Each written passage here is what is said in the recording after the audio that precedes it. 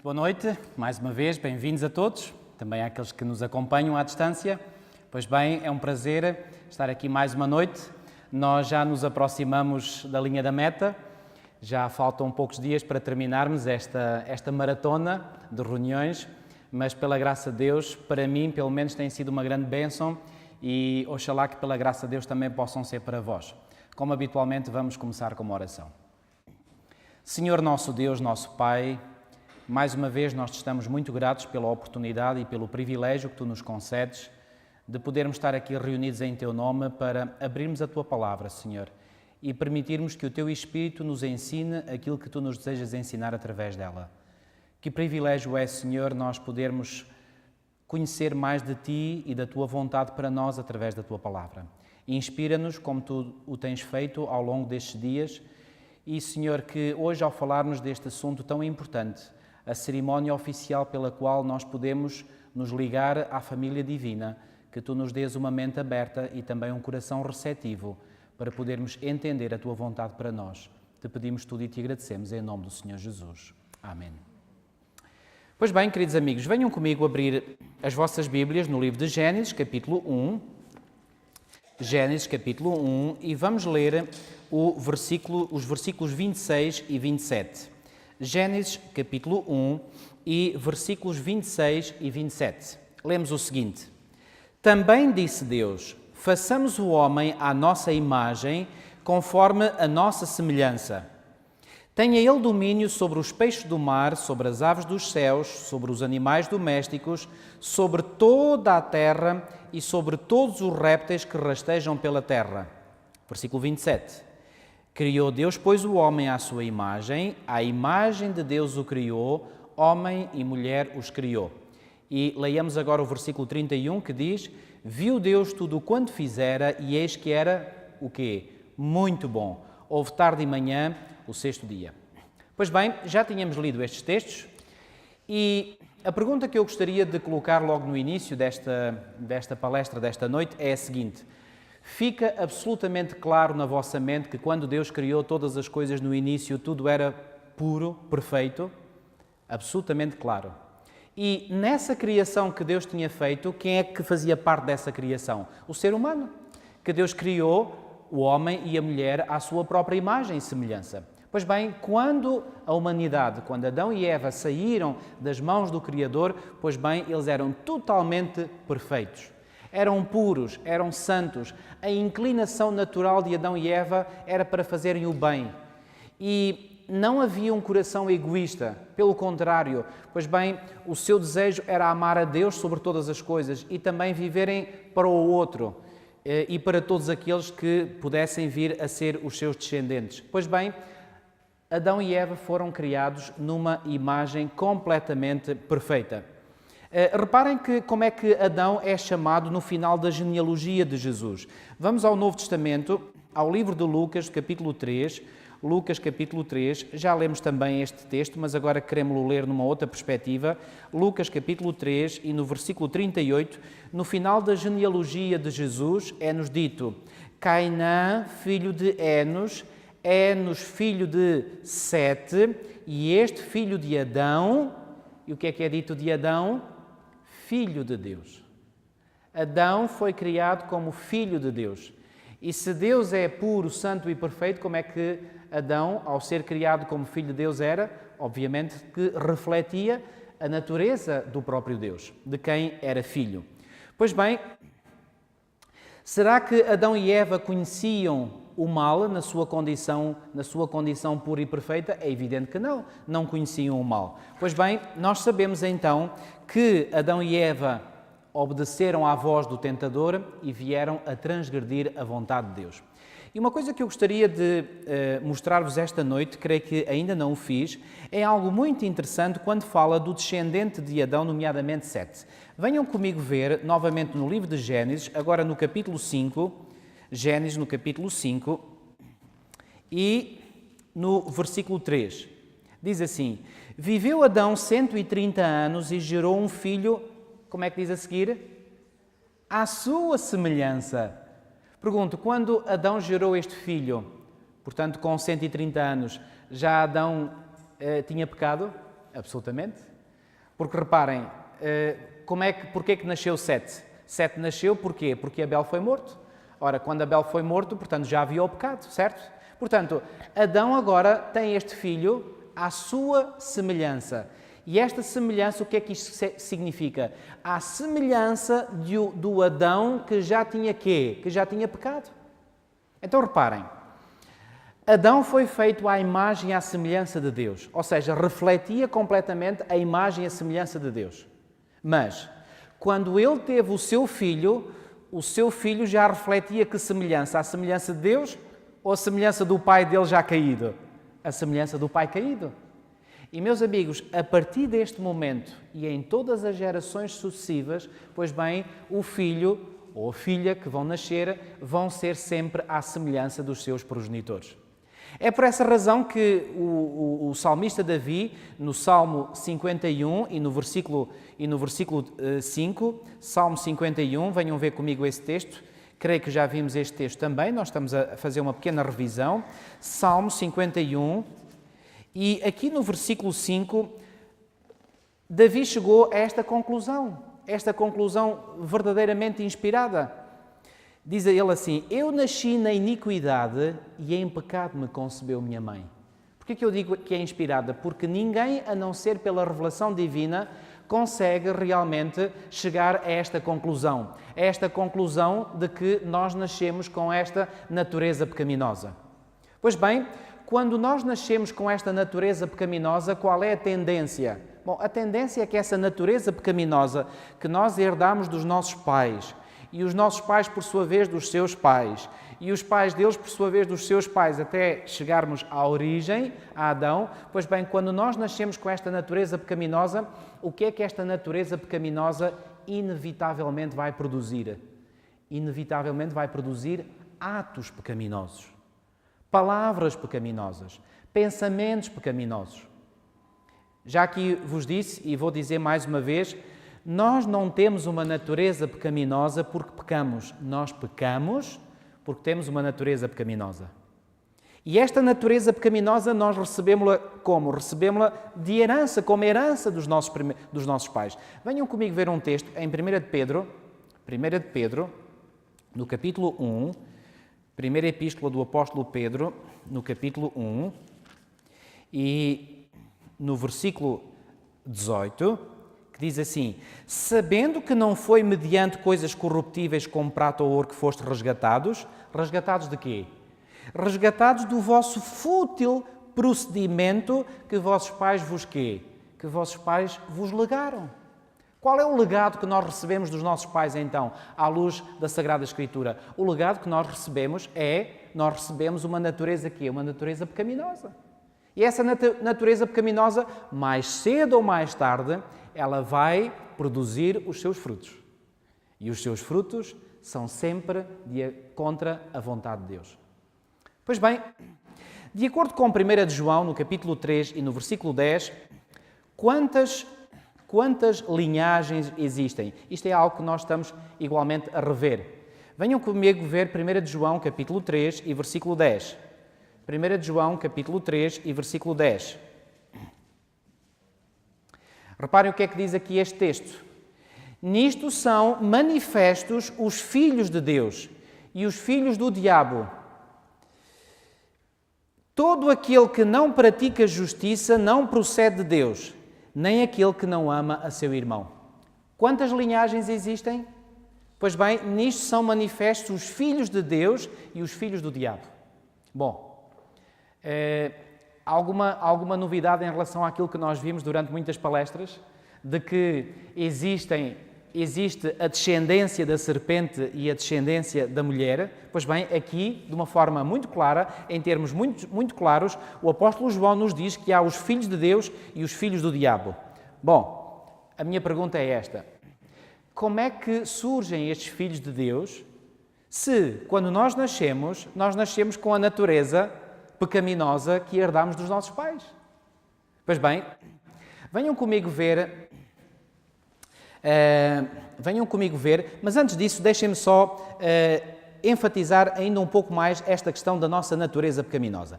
Venham, por favor, ver comigo um texto que nós encontramos na Epístola de Paulo aos Efésios, no capítulo 2, e vamos ler os versículos 1 a 3.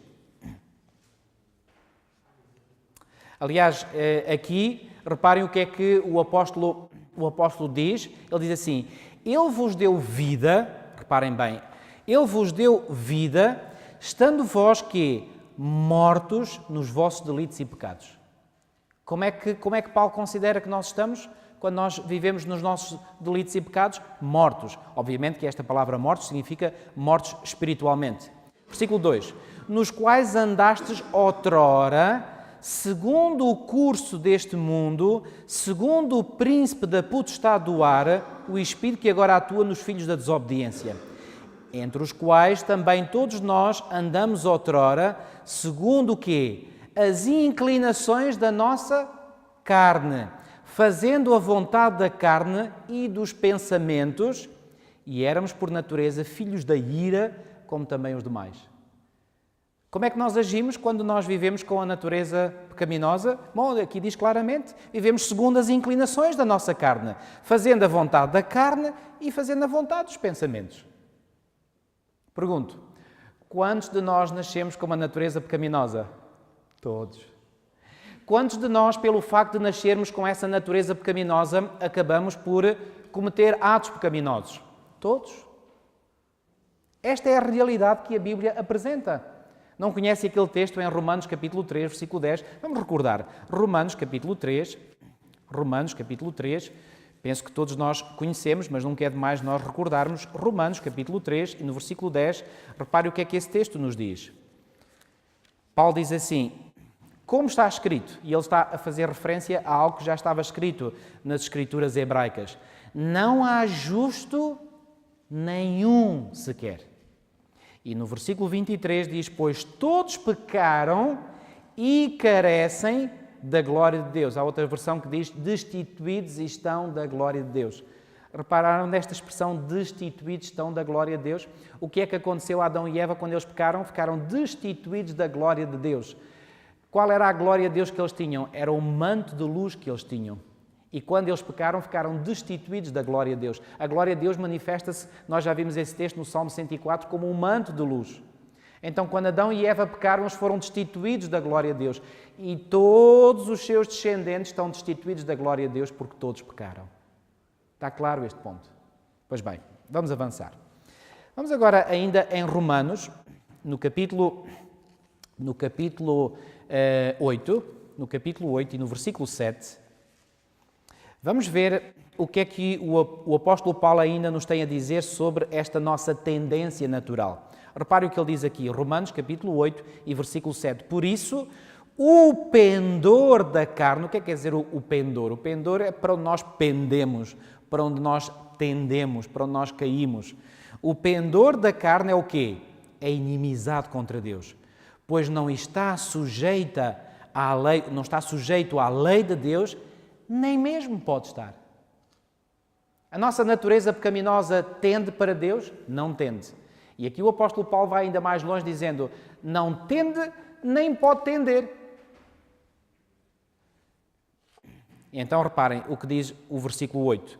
Portanto, os que estão na carne não podem quê? Não podem agradar a Deus. Meus amigos, pelo facto de nós nascermos com uma natureza pecaminosa que herdamos dos nossos pais, ou seja, que os nossos pais nos legaram e os pais deles legaram aos pais e assim sucessivamente, nós estamos todos condenados.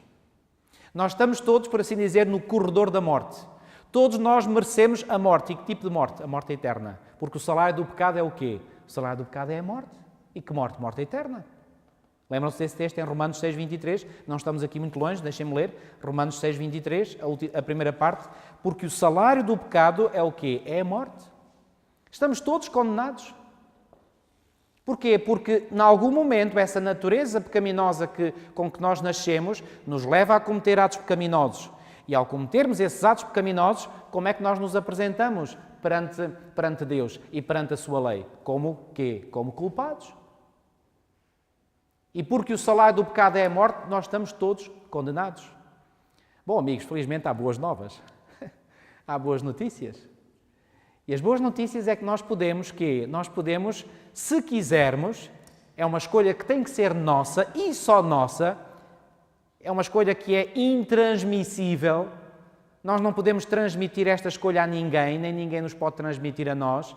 É uma escolha pessoal e intransmissível. Vais lembrar uma expressão que é usada, tem uma expressão jurídica. Portanto, esta escolha é pessoal e intransmissível, mas através de uma escolha nós podemos, sabem fazer o quê? Mudar de família. Nós nascemos na família de Adão. E sabem uma coisa? A boa nova é que nós podemos, se quisermos, nascer na família do segundo Adão. Quem é o segundo Adão? É Jesus Cristo. Venham comigo ver agora Romanos, no capítulo 5, estamos aqui perto, e a partir do versículo 18. Romanos, capítulo 5 e versículo 18. Diz assim: Pois assim como por uma só ofensa veio o juízo sobre todos os homens para condenação, assim também por um só ato de justiça veio a graça sobre todos os homens para a justificação que dá vida. Porque, versículo 19, como pela desobediência de um só homem, quem é este um só homem que Paulo está aqui a falar? Adão? Porque como pela desobediência de um só homem muitos se tornaram pecadores, bom, na realidade são todos, assim também por meio da obediência de um só, muitos se tornarão quê? Muitos se tornarão justos. Bom, este segundo muito já está correto. E porquê que está correto? Porque nem todos fazem a escolha certa. Então, repetindo aquilo que nós vimos até agora, nós nascemos na família de Adão. Que Adão? O mesmo Adão do qual nasceu Sete. Portanto, Sete já foi formado à semelhança, ou nasceu à semelhança de quem? Do seu pai. E em condição estava o seu pai quando Sete nasceu? Já tinha caído em transgressão, já tinha uma natureza pecaminosa. Portanto, Sete foi gerado à semelhança de Adão. E assim todos nós sucessivamente. Portanto, no nosso primeiro nascimento, nós nascemos em qual família? Na família do primeiro Adão. E ao nascermos na família do primeiro Adão, a nossa condição é de condenados à morte. Estamos no corredor da morte. Não há salvação para nós. Porquê? Eu repito, porque nós nascemos com essa natureza pecaminosa e essa natureza pecaminosa, reparem, nós não nascemos culpados. É importante que se diga isto. Eu creio que já vos mostrei aquele texto, mas vamos ver outra vez, estamos aqui muito perto, em Romanos, no capítulo 9. Romanos, no capítulo 9. E nos versículos 10 e 11, falando aqui do nascimento dos gêmeos, filhos de Isaque, diz assim: E não ela somente, Romanos 9, 10, e não ela somente, mas também Rebeca, ao conceber de um só, Isaque, nosso pai, e ainda não eram os gêmeos nascidos, nem tinham praticado o bem ou o mal. É óbvio. As crianças ainda não tinham nascido e não tinham praticado o bem ou o mal. Pergunto, isto só se aplica aos gêmeos filhos de Isaque e de Rebeca ou aplicam-se a todas as crianças? A todos. Ou seja, quando a criança nasce, ela ainda não fez o bem nem o mal. Portanto, ela não é culpada ainda de nada. E, portanto, não há necessidade de, conforme alguns alegam, de batizar a criança para a livrar do pecado original. Não, ela não tem culpa de nada. Mas ela vem com um problema. Embora não tenha ainda feito o bem nem o mal, portanto não é culpada de nada, ela vem com um problema. É que nasceu neste mundo com uma natureza pecaminosa. E mais cedo ou mais tarde, essa natureza vai se exprimir. Aliás, deixem-me dizer que se exprime muito cedo. Porquê? Porque não há coisa mais egoísta, bom, entre aspas, do que um bebê. Porque ele reclama tudo para ele. Quer dizer, para ele é o centro do mundo. Ele reclama todas as coisas. Vejam, por exemplo, depois as crianças nascem, ainda são pequeninas, com 1 ano, 2 anos. Já viram crianças a brincar e começam às vezes a brigar por causa de um brinquedo, porque uma quer o brinquedo, outra quer o brinquedo. O que é que isso denota? A sua condição egoísta. Quer aquilo para ela, não para o outro. Portanto, muito cedo na vida da criança se manifesta essa natureza pecaminosa. Bom, e depois à medida que vai crescendo, essa natureza vai se manifestando de diversas formas. Pois bem, e porque se manifesta em atos pecaminosos, e porque esses atos pecaminosos são uma transgressão da lei, e porque a transgressão da lei é pecado, e porque o salário do pecado é a morte, estamos todos condenados à morte. Está claro este ponto? Bom, nós precisamos desesperadamente de mudar de família. Nós precisamos de mudar da família do primeiro Adão para a família do segundo Adão. E olha o que acontece quando nós mudamos para a família do segundo Adão. Venham ver comigo Romanos capítulo 8 e no versículo 1. Romanos capítulo 8 e versículo 1. Diz assim: agora, pois, já nenhuma condenação há para os que estão em quem? Para os que estão em Cristo Jesus. Uau! Nós antes estávamos sob a condenação e essa condenação levava-nos à morte. E agora, quando nós aceitamos Jesus Cristo, quando nós nascemos na família do segundo Adão, pois bem, toda a condenação é removida. Mas não só. E nós iremos ver isto bem esta noite. Pois bem, deixem-me ainda mostrar-vos aquilo que a Bíblia tem a dizer sobre como a nossa natureza pecaminosa se manifesta. Venham comigo a Gálatas capítulo 5. Gálatas capítulo 5. Gálatas capítulo 5. E vamos ver aqui o que é que o apóstolo Paulo, a lista de pecados que se manifestam pelo facto de termos uma natureza pecaminosa. Gálatas capítulo 5, a partir do versículo 19, diz assim: ora, as obras da carne são conhecidas e são prostituição, impureza, ou seja, estas obras da carne, ou seja, é os frutos da carne, ou seja, aquilo que a nossa natureza carnal, pecaminosa, produz naturalmente. Prostituição, impureza, lascívia. Nós podemos não ter um fruto, mas temos seguramente outro fruto. Mas um destes temos. Prostituição, impureza, lascívia, idolatria, feitiçarias, inimizades, porfias, ciúmes, iras, discórdias, dissensões, fações, invejas, bebedices, glutonarias e coisas semelhantes a estas. Ou seja, quando Paulo aqui diz coisas semelhantes a estas, ele não acabou a lista.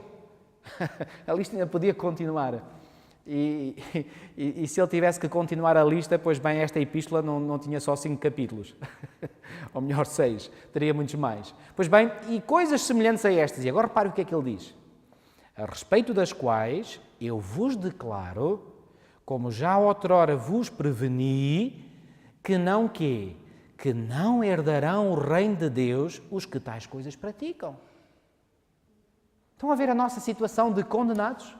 Quando nós permitimos que a nossa natureza pecaminosa siga o seu curso natural, fazemos isto.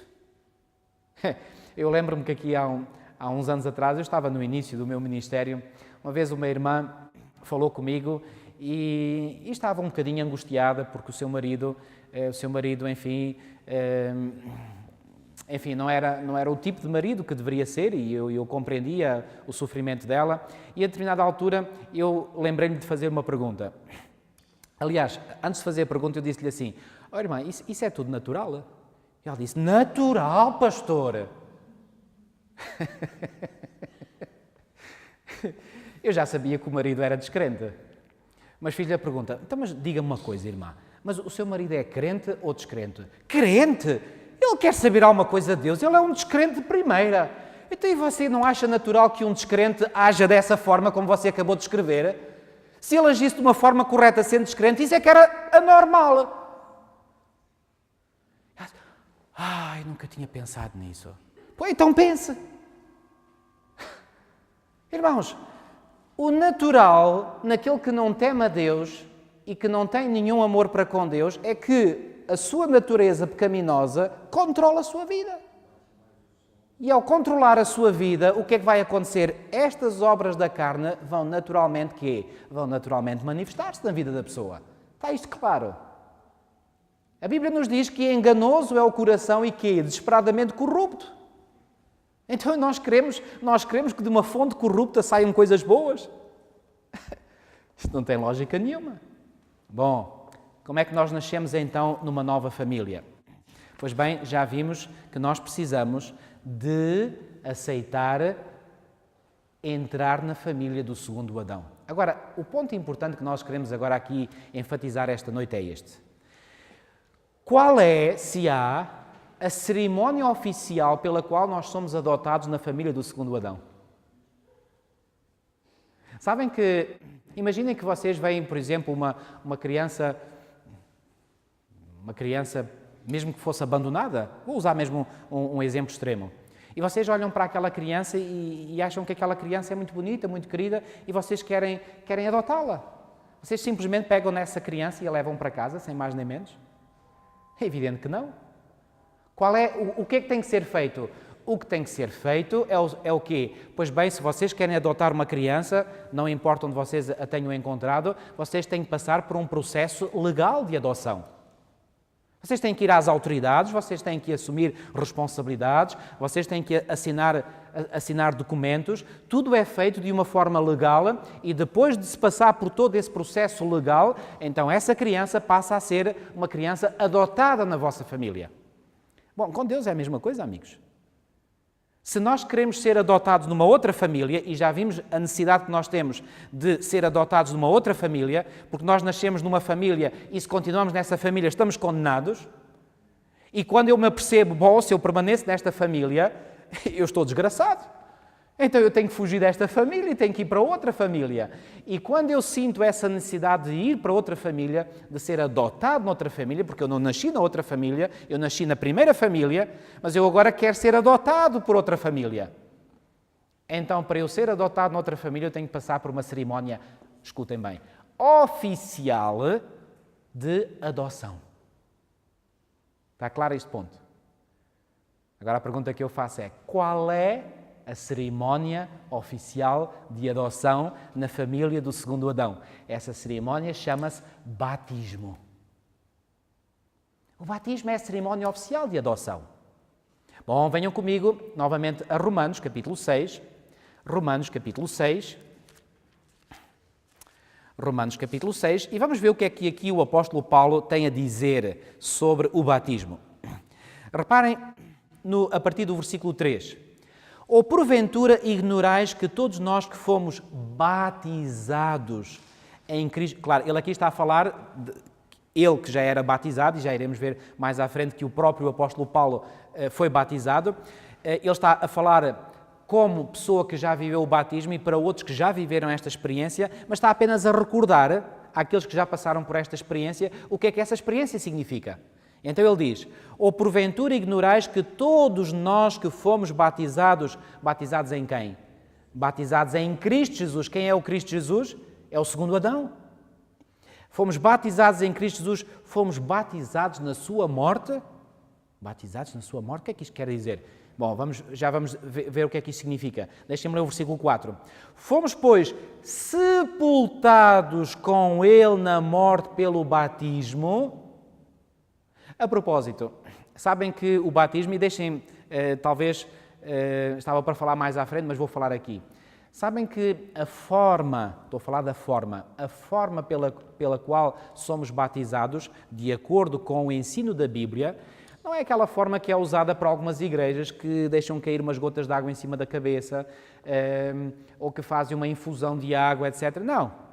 Essa não é a forma do batismo bíblico. Qual é a forma do batismo bíblico? Sabem que a palavra batismo vem de uma palavra grega, baptizo, que significa mergulhar, submergir. E reparem, se o batismo é mergulhar, submergir, reparem o que diz aqui o apóstolo Paulo, diz que fomos sepultados com ele na morte pelo batismo.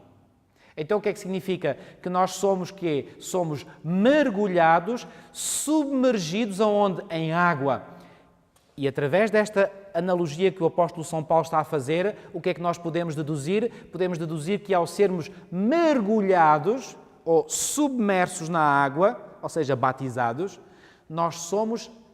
Isto que significa que nos aparentamos com a morte de Cristo. Então isto quer dizer o quê? Que somos sepultados num tipo de túmulo líquido. Interessante esta ideia. Então, qual é a forma apropriada do batismo? É o batismo por imersão. E por falar nisso, venham comigo ver um texto em João, no capítulo 3.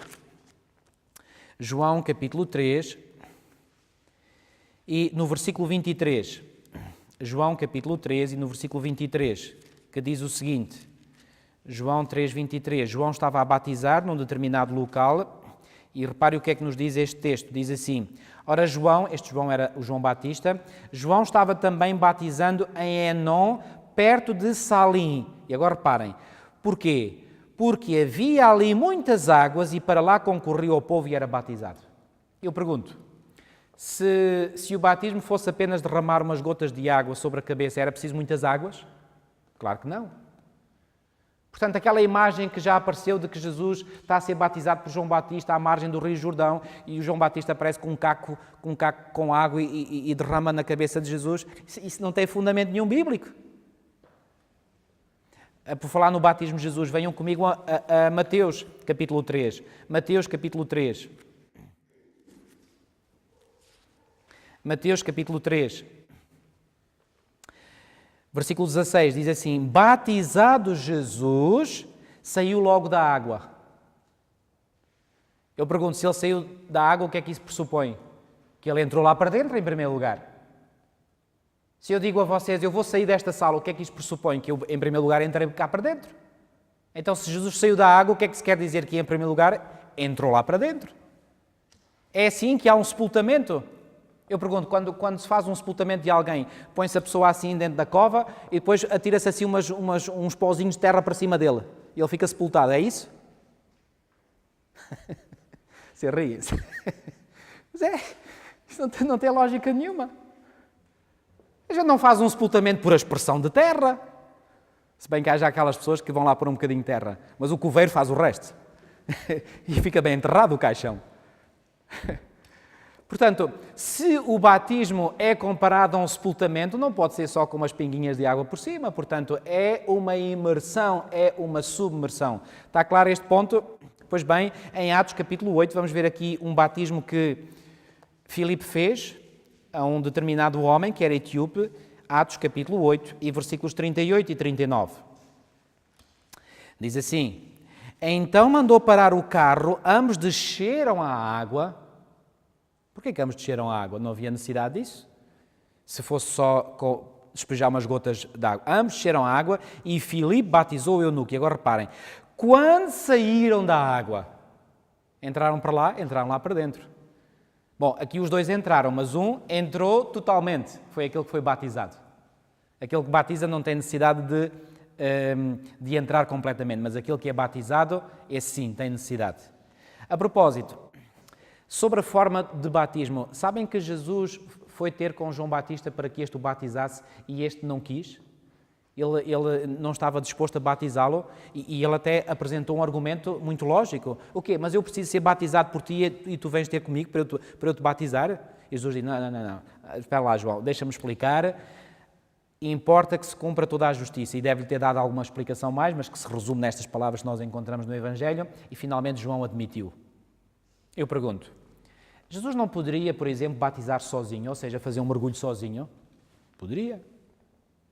Porquê que eu estou a enfatizar isto? Porque sei de alguns cristãos que já se batizam sozinhos. Vão a um rio, um sítio qualquer e mergulham e dizem que isso é um batismo. Isso não tem validade nenhuma.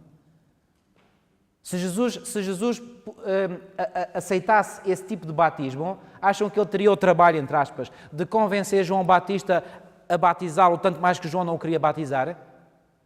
Então um batismo deve ser feito por quê? Por uma outra pessoa que não aquela que é batizada. Está claro este ponto? Bom, vamos voltar à questão do batismo, o que é que significa? Vamos voltar então a Romanos 8. Já vimos, portanto, a forma do batismo. E vamos voltar agora ao significado teológico do batismo. Pois bem, em Romanos, no capítulo 6, onde nós estávamos, diz assim, o versículo 4: fomos, pois, sepultados com ele na morte pelo batismo, para que, como Cristo foi ressuscitado dentro dos mortos pela glória do Pai, assim também andemos nós como? O que é que lá diz? Em novidade de vida. Amigos, isto é da mais suprema e crucial importância. Aquilo que eu vos vou dizer agora a seguir. Escutem bem. Quando alguém é mergulhado, ou quando alguém é enterrado, por assim dizer, entre aspas, neste túmulo líquido que é o batismo, esse ato de mergulhar alguém, esse ato de, entre aspas, sepultar alguém naquele túmulo líquido, é para que os seus pecados possam aí ser sepultados. Ou, por outras palavras, essa lavagem significa uma lavagem dos seus pecados. Mas não é tudo o que o batismo significa. O batismo significa algo muito importante também. Nós mergulhamos e ao mergulharmos os nossos pecados ficam lá, enterrados. E a propósito, sabem qual é o profundo significado disto? É que a Bíblia nos diz, e eu há bocadinho enfatizei, que o salário do pecado é a morte. E como todos nós pecamos, nós merecemos a morte. Mas quando eu aceito ser morto ou passar pela morte ou morrer com Cristo, e eu manifesto essa minha decisão pela fé no batismo, nessa cerimónia oficial, sabe o que é que eu estou a fazer? Eu estou a reconhecer a morte de Cristo porque me associo à morte de Cristo. E Cristo morreu por quem? Pelos seus pecados? Pelos pecados dele? Não. Pelos pecados de quem? Pelos pecados de todos nós. Pelos pecados da humanidade. Então agora reparem, quando eu aceito pela fé essa cerimónia, pela fé, ou melhor, quando eu aceito passar pela cerimónia, pela fé, eu estou a aceitar a morte de Cristo como sendo válida para mim. Então, em vez de ser eu a morrer a morte, pois bem, Cristo morreu por mim. Mas, ao entrar no batismo, eu estou-me a associar à morte de Cristo. E é como se o Pai dissesse, ok, tu deverias morrer pelos teus pecados, mas como há alguém que morreu no teu lugar, e como eu só castigo os pecados uma vez, não duas, tu não precisas de morrer, porque te associaste à morte de Cristo. Ou seja, os meus pecados ficam ali, naquele túmulo líquido. Mas agora, repararam o que é que o apóstolo Paulo diz? Para que nós depois ressuscitemos. Assim como Jesus morreu, é verdade, mas depois ressuscitou, então o batismo significa o quê? Significa a morte, mas nós não ficamos lá dentro. Porque vimos há bocadinho, quer com Jesus, quer com o eunuco, que saíram, aliás, Jesus até diz, não sei se repararam, saiu logo da água, ou seja, não foi muito tempo. Então, ao sairmos da água, o que é que isso significa? Que ressuscitamos para quê? Para uma nova vida, para que andemos em novidade de vida. E a propósito, eu quero que vocês venham ler comigo aquela conversa que Jesus teve com Nicodemos em João, no capítulo 3, João capítulo 3, muito conhecido este diálogo que Jesus teve com Nicodemos. Eu quero chamar a vossa atenção para o seguinte aspecto que Jesus disse. Em João, no capítulo 3, João capítulo 3, e nos versículos 5 e 6, lemos o seguinte. Respondeu Jesus, em verdade te digo, quem não nascer da água, e mais de quê? É só da água? E do Espírito, não pode entrar no reino de Deus. O que é nascido da carne é carne e o que é nascido do Espírito é Espírito. O que é necessário para entrarmos no reino de Deus, segundo Jesus? Nascer quê? Da água e do Espírito. Sabem uma coisa? Sabem como é que nós recebemos essa novidade de vida de que o apóstolo Paulo fala? Nós recebemos essa novidade de vida através do Espírito Santo que nós recebemos no momento do batismo. Mas vocês dirão, então, mas quer dizer que antes do batismo nós não tínhamos o Espírito Santo e depois do batismo vamos ter o Espírito Santo? Não, não quer dizer isso. Reparem, o batismo de Jesus é um exemplo para nós. Jesus não se batizou porque ele precisasse ser batizado, porque ele não tinha pecados. E o apóstolo Pedro, no dia de Pentecostes, em Jerusalém, ele disse, arrependei-vos e sede batizados para serem cancelados os vossos pecados. Portanto, a forma legal pela qual os nossos pecados são cancelados é passando pela experiência do batismo. Jesus não tinha pecados para serem perdoados. Por que ele então foi batizado? Para nos dar o exemplo. E escutem, o exemplo de Jesus não é apenas na forma, também é, claro. Ou seja, pela forma como Jesus foi batizado, isso nos ensina a nós a forma como nós devemos ser batizados. Mas ensina muito mais. Reparem, quando Jesus foi batizado, o que é que diz que veio sobre ele? Ora, venham lá comigo ver. Mateus, capítulo... Depois vamos voltar aqui a João. Em Mateus, no capítulo 13, há bocadinho só lemos o versículo 16. Vamos ler agora o versículo 17. Mateus... lemos a primeira parte do versículo 16. Vamos ler agora a segunda parte. Diz assim, batizado Jesus saiu logo da água e eis que se lhe abriram os céus e viu o Espírito de Deus descendo como pomba, vindo sobre quem? Sobre ele. Eu pergunto, então mas o Espírito Santo veio sobre Jesus no momento do batismo, isso quer dizer que o Espírito Santo não estava com Jesus antes? Certamente que sim. Então, o que é que isto significa? Significa que o Espírito Santo veio em maior poder, em maior medida sobre Jesus. E porque o batismo de Jesus é um exemplo para nós. Sabe o que é que isso significa? Significa que quando nós passamos pelo batismo, recebemos uma maior medida do Espírito. Nascemos do Espírito. E nascemos do Espírito para quê? Para levar precisamente essa novidade de vida. Bom, eu pergunto, o que é novidade de vida? O que é acham que quer dizer novidade de vida? Que é uma vida quê? Venham comigo ver um outro texto, 2 de Coríntios. 2 de Coríntios, capítulo 5. 2 de Coríntios, capítulo 5 e versículo 17. Diz assim: e assim, se alguém está em Cristo, é o quê? É uma nova criatura. Eu pergunto, pode uma nova criatura que anda em novidade de vida levar o mesmo estilo de vida que levava antes? Acham que isso faz algum sentido? Se nós ressuscitamos na semelhança da morte e da ressurreição, se nós morremos e ressuscitamos na semelhança da morte e da ressurreição de Jesus, e se o apóstolo Paulo diz que essa ressurreição é para uma novidade de vida, então significa que a nossa vida a partir do batismo vai ser diferente daquela que era até ali? Absolutamente. Agora eu pergunto, então mas nós não continuamos com a natureza pecaminosa com que nascemos? Continuamos? Porque a Bíblia diz que essa natureza pecaminosa só há de ser transformada num abrir e fechar de olhos quando? Quando Jesus vier pela segunda vez. Então aquilo que é mortal será revestido de imortalidade e aquilo que é corruptível se revestirá de quê? Da incorruptibilidade. Então agora há aqui algo complicado.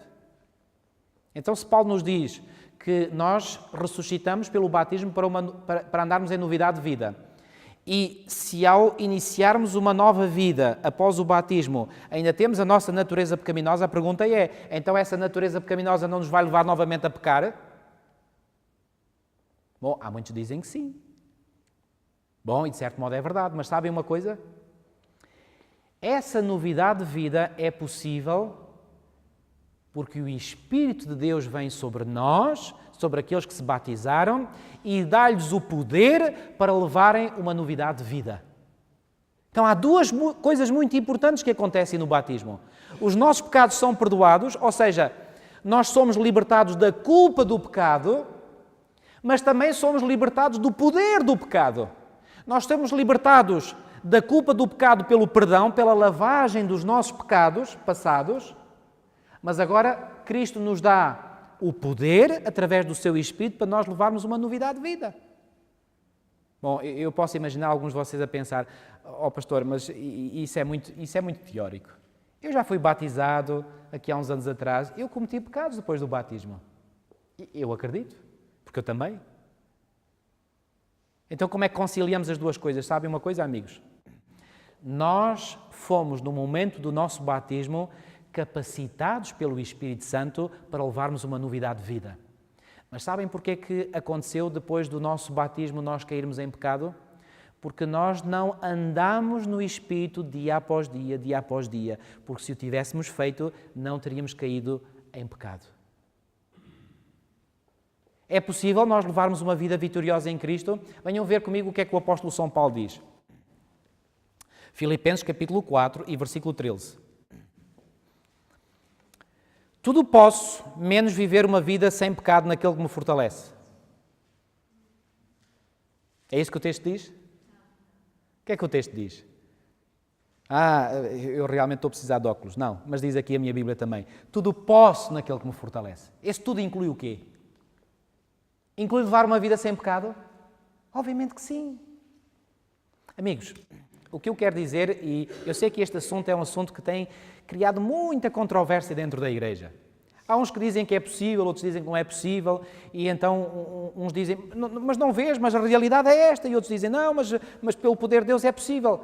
Bom, eu vou atrever-me a dizer, as duas partes, de certo modo, têm razão.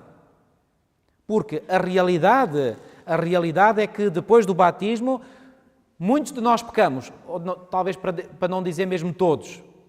Mas aquilo que eu quero enfatizar é o seguinte: há poder em Cristo e no seu Espírito para nós levarmos uma vida vitoriosa. E se nós não a levamos, a culpa não é do Senhor, a culpa é nossa. Porque não nos apropriamos desse poder que está à nossa disposição.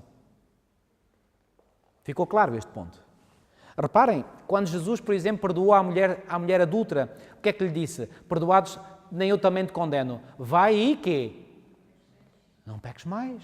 Então aquela mulher estava habituada a pecar até ali e assim de um momento para o outro, assim, com um clique, ela pode começar a viver uma vida em que não peca mais?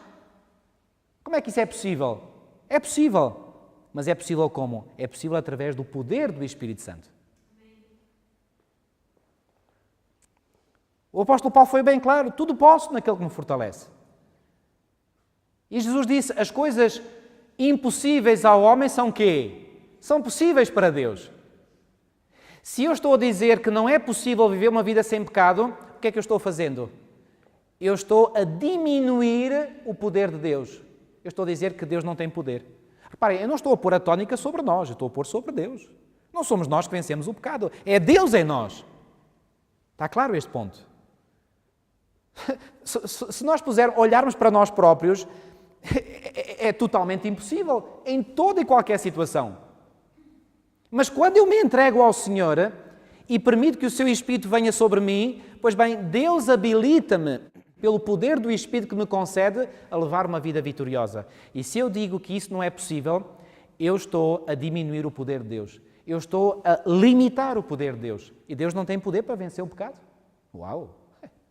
Então em que Deus é que nós acreditamos? Amigos, se nós, depois do batismo, não pudéssemos levar uma novidade de vida, de que é que servia o batismo? Quer dizer, o batismo servia apenas para perdoar os meus pecados. Depois eu ficava contente porque os meus pecados tinham sido perdoados e realmente é um alívio enorme. E quem já passou por essa experiência sabe muito bem do que é que eu estou a dizer, é um alívio enorme. Então eu ficava aliviado, os meus pecados ser perdoados, logo a seguir eu ia pecar. Depois ia pecar outra vez, depois ia pecar outra vez. Como é que eu ficava? Na mesma condição que estava antes. Tinha que me batizar a todos os dias. Ou toda a hora. Não. Nós nascemos da água para nos lavar. Essa água o que é que faz? Liberta-nos da culpa do pecado, mas também o batismo, através do derramamento do Espírito Santo, tal como aconteceu no batismo de Jesus e que acontece no do crente, nós somos habilitados pelo seu Espírito a levar uma novidade de vida. Ou seja, nós recebemos o poder do Espírito Santo para sermos vencedores. E eu pergunto, a Bíblia fala de vencedores? Olha, por exemplo, dois capítulos que eu gosto muito porque retraçam, não são os únicos, mas que retraçam a história da Igreja ao longo dos séculos. Venham ver comigo Apocalipse capítulo 2 e 3. Apocalipse capítulo 2 e 3. Sabem que, não quero entrar em detalhes proféticos agora, mas estas cartas às 7 igrejas, como são conhecidas, são cartas que foram enviadas a 7 igrejas literais que havia no tempo de João, portanto na Ásia Menor, que é atualmente, portanto a Ásia Menor é atualmente o país da Turquia, mas estas cartas também têm um significado profético. Têm um significado histórico, mas também um significado profético. E estas 7 cartas representam ou simbolizam 7 períodos da Igreja Cristã ao longo dos séculos. Desde o tempo de João, ou desde a primeira vinda de Cristo até à segunda vinda de Cristo. Eu quero que venham ver comigo se ao longo de todos estes séculos houve vencedores. Apocalipse capítulo 2, versículo 7. Quem tem ouvidos, ouça o que o Espírito diz às igrejas. Ao vencedor, dá-lhe que se alimenta da árvore da vida. Acham que isto significa que houve vencedores no tempo de Éfeso, da igreja de Éfeso? Absolutamente. Venham ver comigo no tempo de Esmirna, versículo 11. Quem tem ouvidos, ouça o que o Espírito diz às igrejas. O vencedor de nenhum modo sofrerá dano da segunda morte. Houve vencedores no período de Esmirna? Absolutamente. Em Pérgamo, versículo 17. Quem tem ouvidos, ouça o que o Espírito diz às igrejas. Ao vencedor, dar-lhe-ei do maná escondido, bem como lhe darei uma pedrinha branca, e sobre essa pedrinha escrito um novo nome. Houve vencedores no tempo de Pérgamo? Absolutamente. Tiatira, no tempo mais negro da história da Igreja, quando a Igreja oficial tinha caído em total apostasia. Houve vencedores nesse período. Venham ver comigo, no versículo 29. Aliás, não é no versículo 29, é no versículo 26. Ao vencedor que guardar até ao fim as minhas obras, eu lhe darei a autoridade sobre as nações. Houve vencedor neste período de Tiatira? Absolutamente. Venham ver comigo Sardes, capítulo 3. E no versículo 5 diz assim: o vencedor será assim vestido de vestiduras brancas e de modo nenhum apagarei o seu nome do livro da vida. Pelo contrário, confessarei o seu nome diante do meu Pai e diante dos seus anjos. Houve vencedores no período de Sardes? Houve. Houve vencedores no período de Filadélfia? Pois bem, versículo 12 do capítulo 3. Ao vencedor Falo-ei coluna no santuário do meu Deus, e daí jamais sairá. Gravarei também sobre ele o nome do meu Deus, o nome da cidade do meu Deus, a nova Jerusalém que desce do céu. E, finalmente, haverá vencedores no tempo de Laodiceia? Aquela Laodiceia que quase não tem qualidade nenhuma, que é morna, que não vê a sua própria condição. Pois bem, alguns dizem que não há saída para Laodiceia. Bom, apesar desta mensagem ser dura, sabem, ela vai ter o seu efeito. E vai ter o seu efeito fazendo as pessoas acordar e reconhecendo a sua grande necessidade do Salvador e entregando-se ao Salvador. Agora reparem no versículo 21, o que é que diz? Capítulo 3, versículo 21.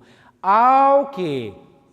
Ao vencedor, dar-lhe-ei sentar-se comigo no meu trono, assim como também eu venci e me sentei com meu Pai no seu trono. Reparem, aqui para os Laodiceia não apenas é dito que haverá vencedores, mas que será vencedor como eu também venci.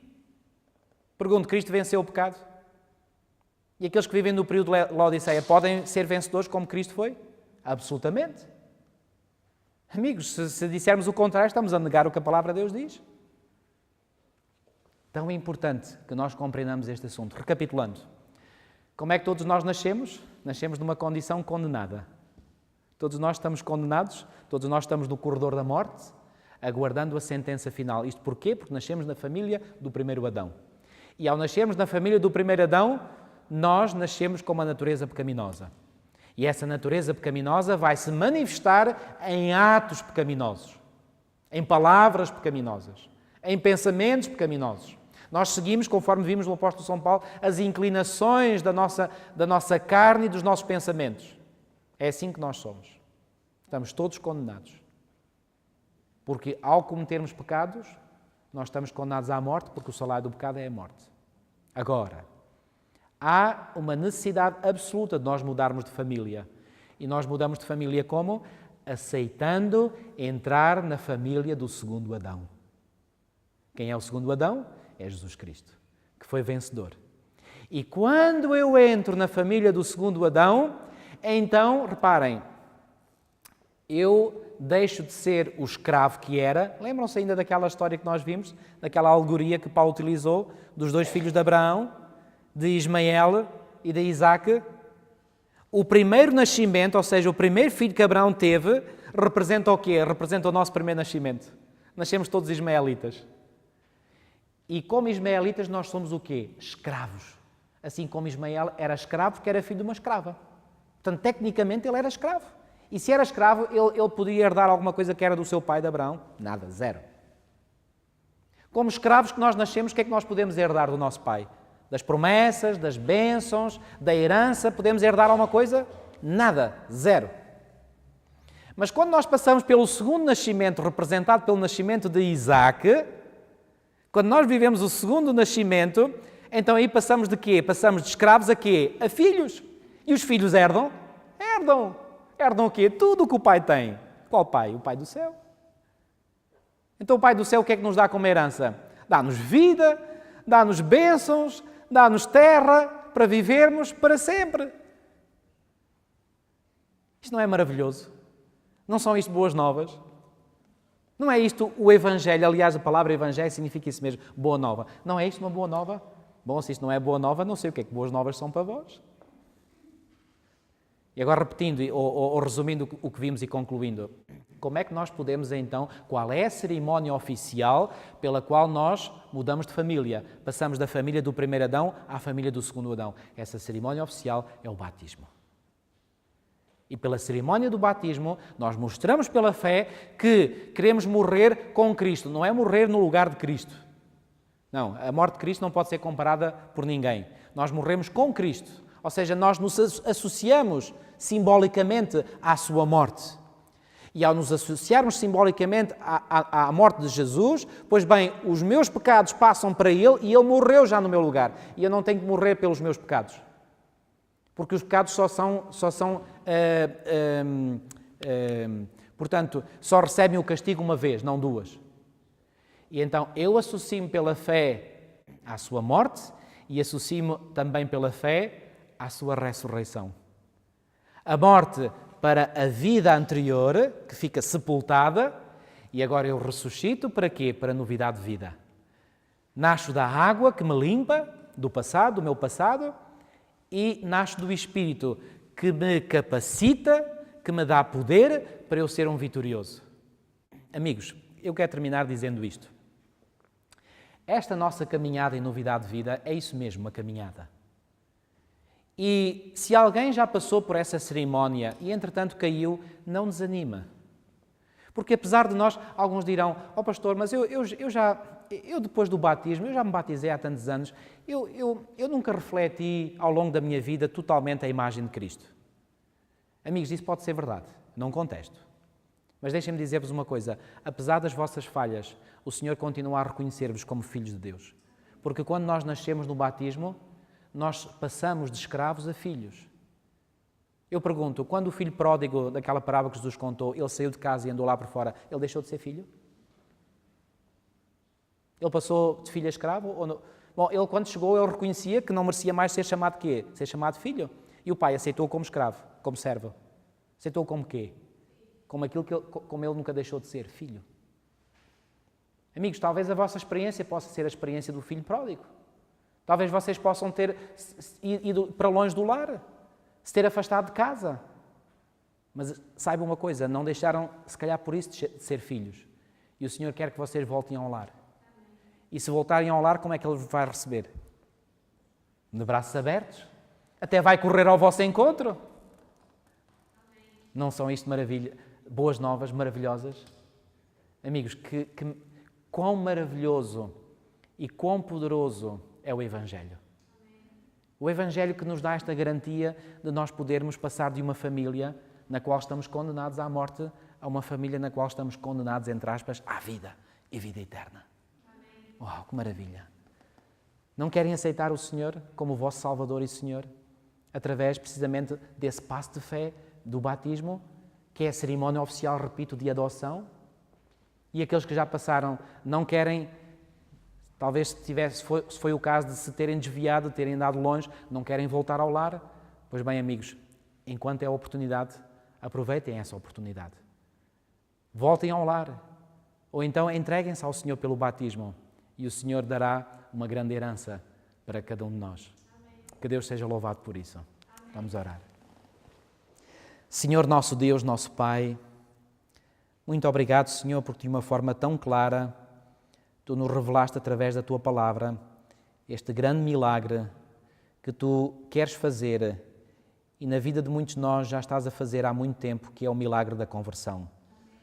Ó bom Pai, muito obrigado porque, embora imerecedores de qualquer bênção, imerecedores de qualquer herança, mesmo assim, Senhor, Tu nos queres dar essa herança, Tu nos queres dar esse prémio maravilhoso que é a vida eterna, se tão somente nós Te aceitarmos como nosso Salvador. Ó Senhor, quão maravilhoso é nós podermos passar da nossa primeira família a uma segunda família através de uma cerimónia de adoção. Ó bom Pai, se está aqui alguém ou se aqueles que nos estão vendo longe ainda não passaram por essa experiência, que antes que seja tarde demais, possam no seu coração aceitar passar por essa cerimónia oficial de adoção. Possam assim querer entregar-se a Ti e poder ser reconhecidos como família, como sendo filhos dessa família celestial, da qual Jesus Cristo é o nosso irmão mais velho. Ó bom Pai, muito obrigado, Senhor, por esta graça maravilhosa que Tu nos dás e que nós não a possamos, Senhor, rejeitar, mas possamos continuar a recebê-la como uma graça imerecida, mas que a possamos receber com o nosso coração totalmente aberto e que possamos viver de acordo com esse poder que Tu nos dás através do Teu Espírito Santo, para assim nós podermos ser vencedores. Ó Senhor, Tu nos dás a garantia, Tu nos dás a certeza de que em Ti, claro, só em Ti, nós podemos ser mais do que vencedores. Porque o apóstolo Paulo diz, e nós podemos dizer, e devemos dizê-lo, posso todas as coisas naquele que me fortalece. Ó Senhor, dá-nos, pois, esse poder e essa graça para nós sermos vencedores na luta contra o mal e que um dia, Senhor, quando Tu vieres nas nuvens dos céus, possamos ser daqueles que dirão, eis aqui o nosso Deus a quem aguardávamos. Senhor, muito obrigado por tudo, que esta Tua palavra fique nos nossos corações e que produza fruto. Te pedimos tudo e te agradecemos no nome santo e bendito de Jesus, o nosso Salvador. Amém.